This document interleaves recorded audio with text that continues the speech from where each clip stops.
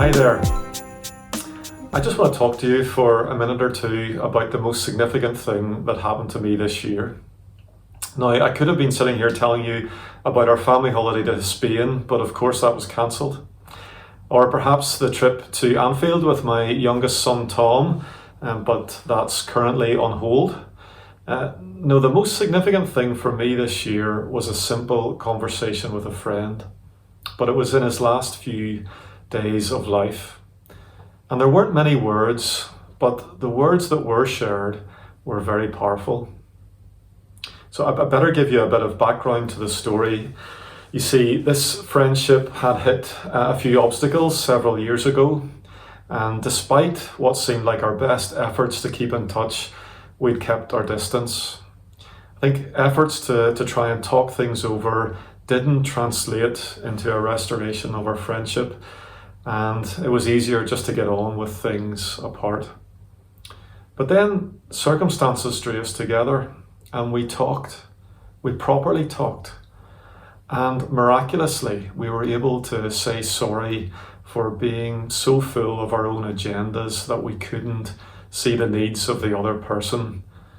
And we simply talked again like good friends would.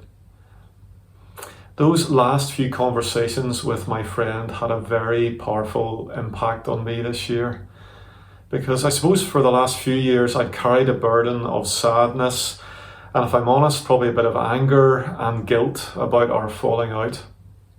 So it was on the back of that I entered his house feeling a bit nervous.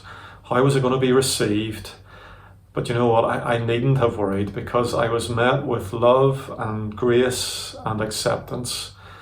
And the conversations that I'd rehearsed in my head over and over again about how I was right and he was wrong, they just seemed so petty and insignificant.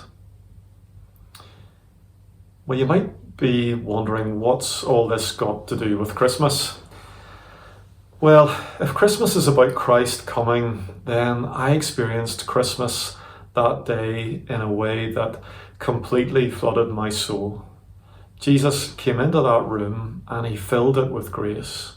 I could see it, and I could definitely feel it in a deluge of emotions, a few tears, sadness for time wasted, joy at a friendship restored, and awe at the power of a few words. And as I drove away from his house, I reflected on the grace that I had just experienced.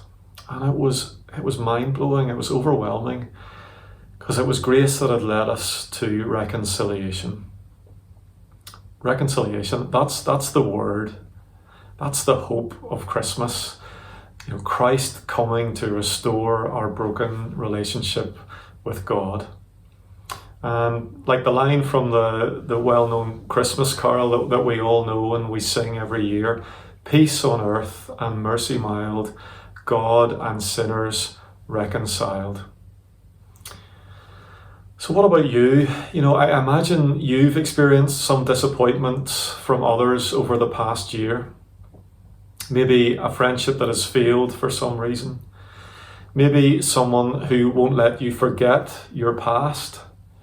Accusations, perhaps from a work colleague who you thought you could trust. A family member who has shut you out of their life.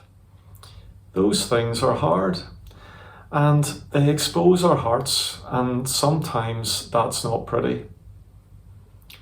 Ironically, it's the darkness of the human heart that's the real reason why I celebrate Christmas. Because Christ coming means I now have hope for my heart. And I believe you can have hope for your heart as well. As Jesus lives and ultimately dies, so an exchange takes place. On that cross, he takes your anger so you can know his peace. And he takes your bitterness so you can know his forgiveness. Your blemishes become his, and his perfection becomes yours. I want to share a couple of verses with you. Colossians chapter 1, verse 19 and 20.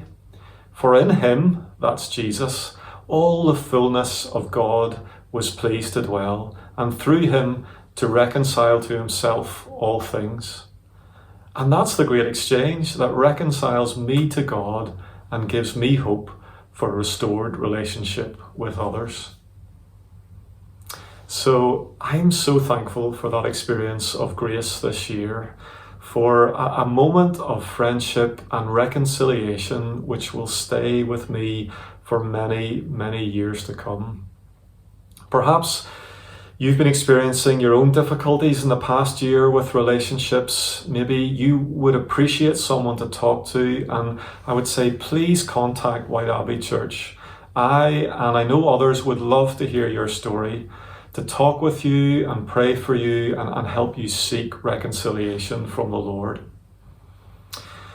So yeah, thanks very much for listening, and I hope and pray that you will have a really peace-filled Christmas this year.